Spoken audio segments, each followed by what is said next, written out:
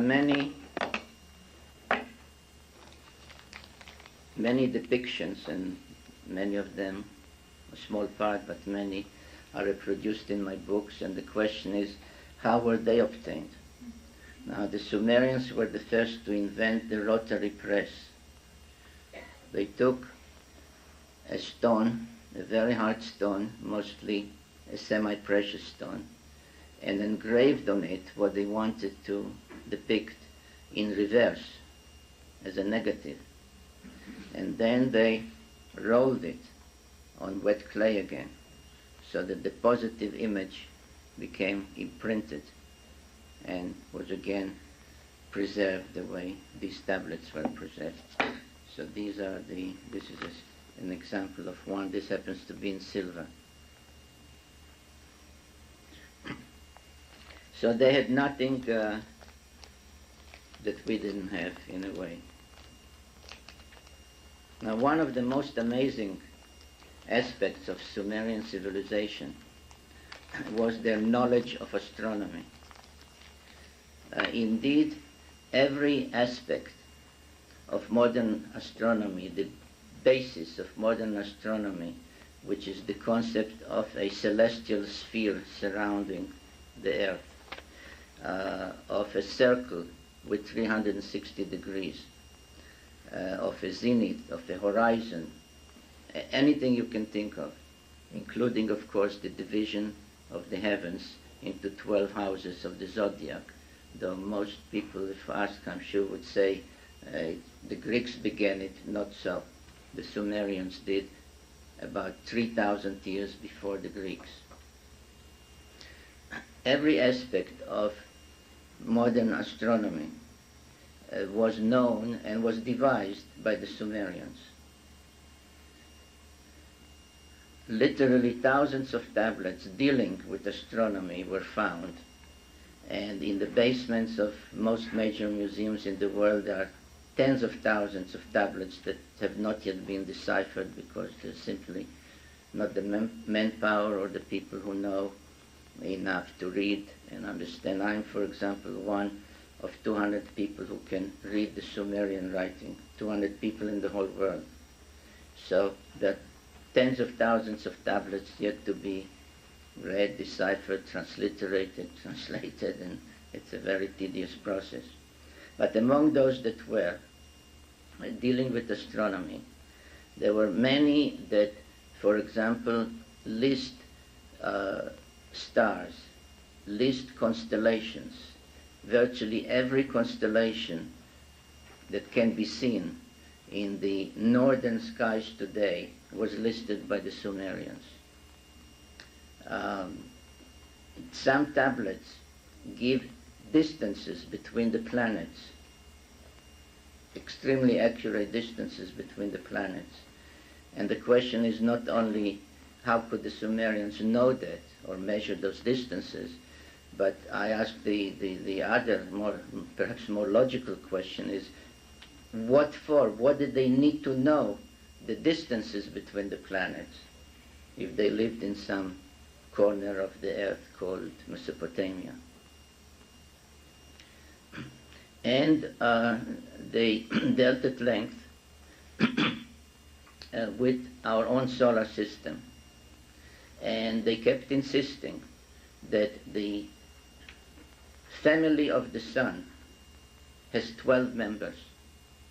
And they listed the sun, the moon, and 10 planets.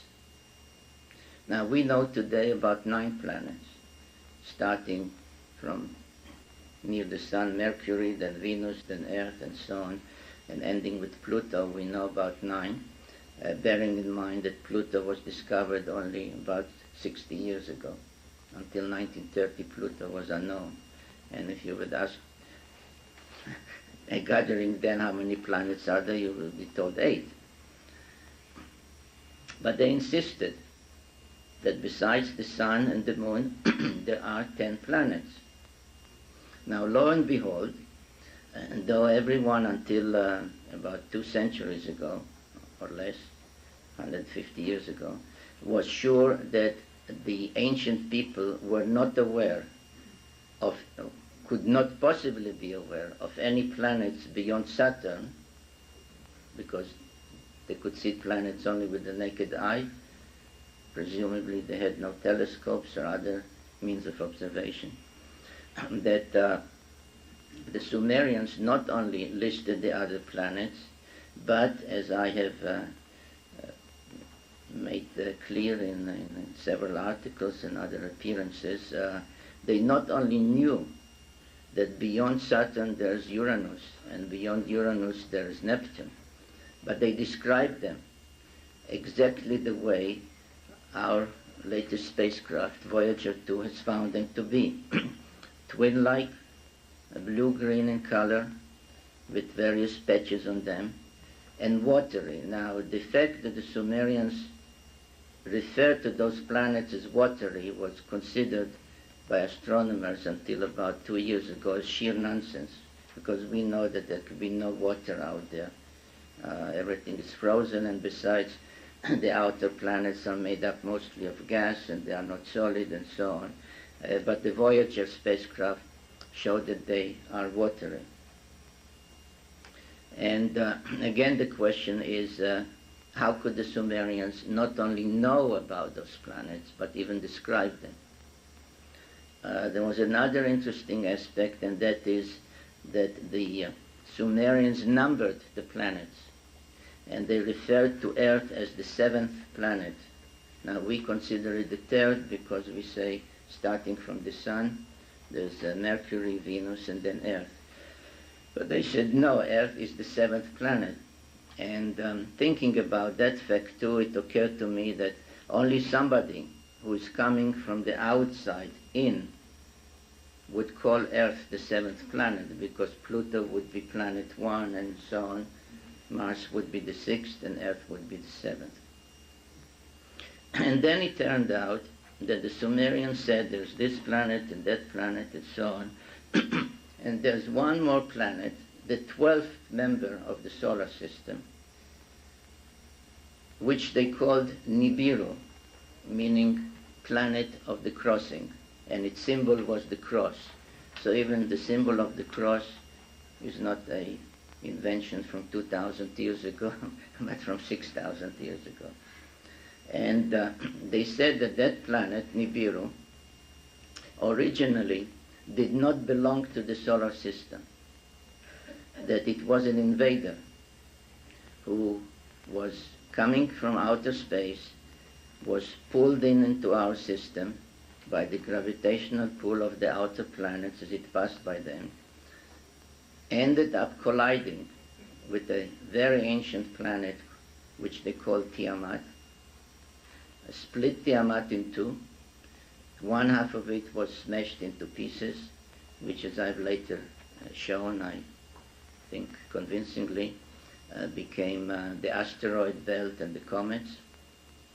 And one part, which remained intact, half a planet, was shunted into a new orbit and became Earth, pulling with it to the new location in the heavens, the chief satellite or chief moon of Tiamat, which became our moon. It was about to become a planet in its own right when these events occurred, and therefore the Sumerians still considered it a member of the 12-member family. And the question was then, which of our known planets is Nibiru? Scholars who have come up and read and deciphered and explained those ancient astronomical texts, and I must say that they were scholarly geniuses, because they combined both outstanding knowledge of astronomy with knowledge of Sumerian and other ancient languages, and the ability to read and understand those ancient tablets. Some said, well, the way it's described, its location in the skies, when it's seen from Earth, it must be Jupiter. And when it is in that position, then others said, well, it's probably Mars. And those who said it's Mars were called, idiots by the others, because how can you say it's Mars when it's obviously Jupiter? And the others called names the others because it couldn't be Jupiter, it's obviously Mars. And I was stuck in between, and for almost a year I made no progress on my first book because I said to myself, what or where is Nibiru? And then I must tell you, since I think this audience will appreciate it, one evening, very frustrated, I went to sleep, and I said out loud to whoever, and I said, Nephilim, those were the guys on account of whom I was reprimanded at school. I say, if you exist, please tell me, what is Nibiru? And I woke up in the middle of the night with the answer.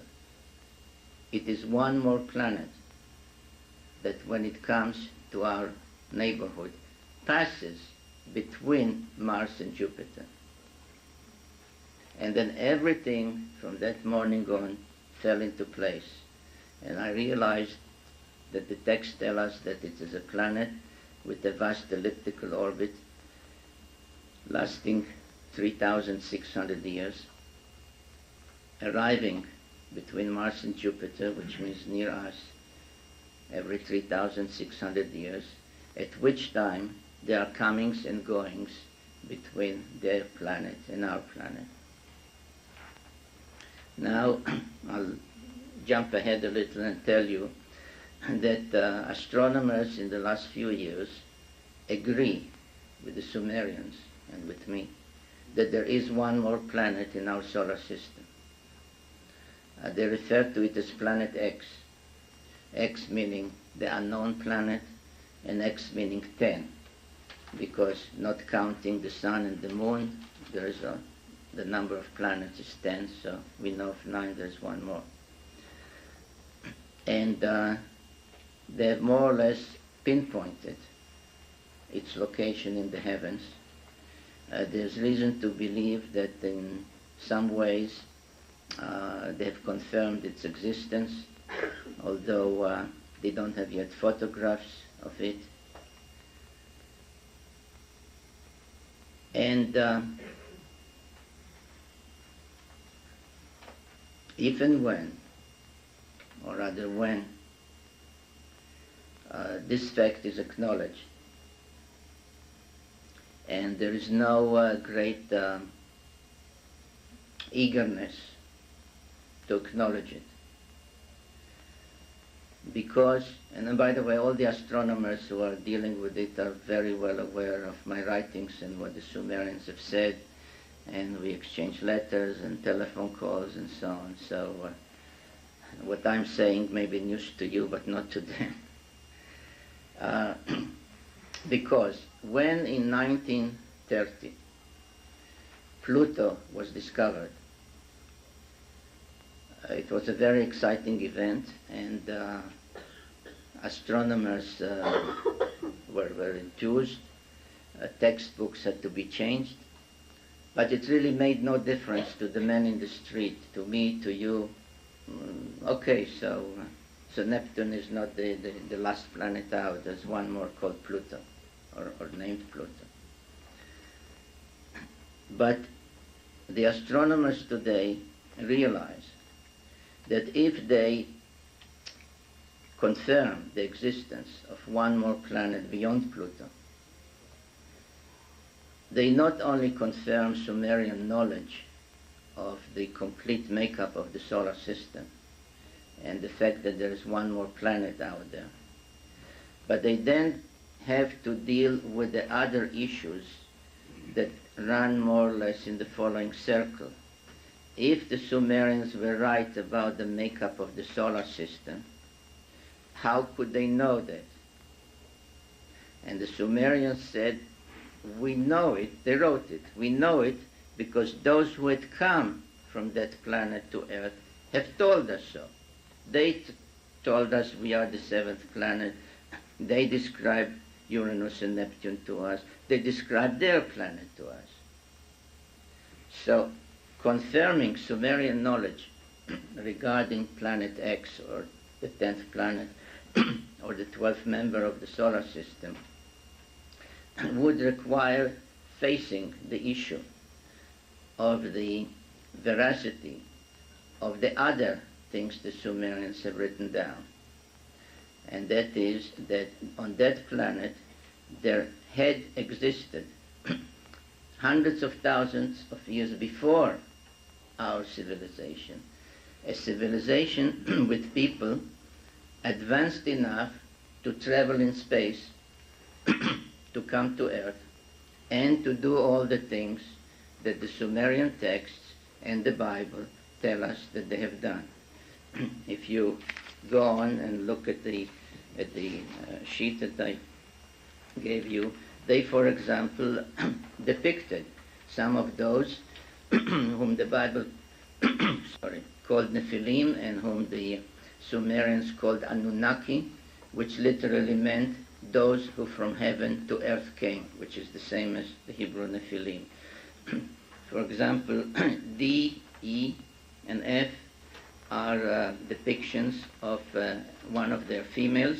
It is known that D represents the goddess known to the Canaanites and in the Bible as the goddess Ishtar, and she liked to roam in the skies of earth dressed as a pilot.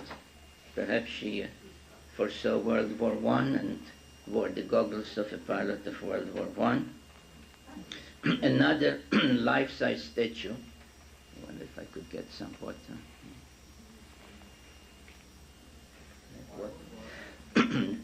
The E and F are a life-size statue found on the Euphrates River in the site called Mari, and you can see that this so-called goddess is wearing a kind of a helmet with earphones and has a hose for perhaps breathing support purposes. Those who piloted the spaceships had for official occasions, wore a dress that made them look like eagles with artificial wings.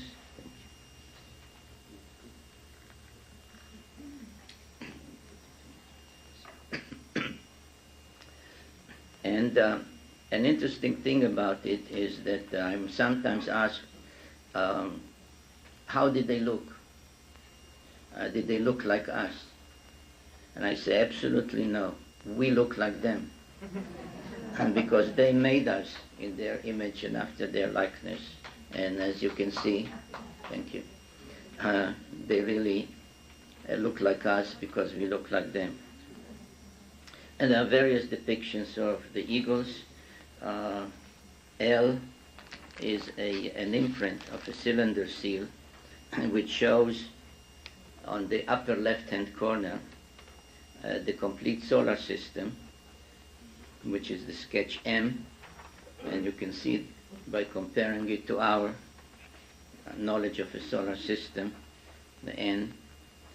It has all the planets we know about, plus one more between Mars and Jupiter. I mentioned that the planet Nibiru was depicted, its symbol was the cross, and I have here a few depictions of how it was symbolized with the cross. And the O is an illustration of its vast elliptical orbit. And I also have here under K, a copy of a depiction from an Egyptian tomb, the tomb of the governor of the Sinai, which shows a spacecraft, a missile, underground, with its module above the ground, where you can see palm trees and giraffes. Now, some of you should have another sheet, which out of the goodness of my heart I gave out without keeping a copy for myself.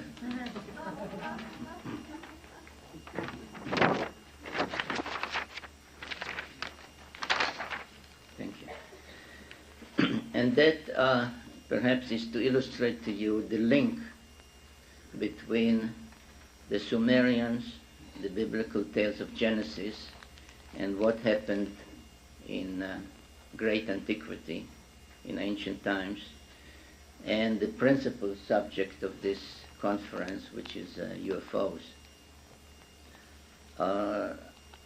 I'm not a UFO expert in the current or modern sense of the word. I've never seen a UFO. I've never been abducted. As a matter of fact, I don't think that UFOs exist.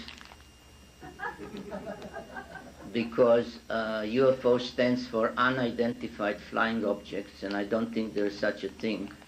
You may think, or you may be unable to identify them, but those who operate them or send them, they know what they are.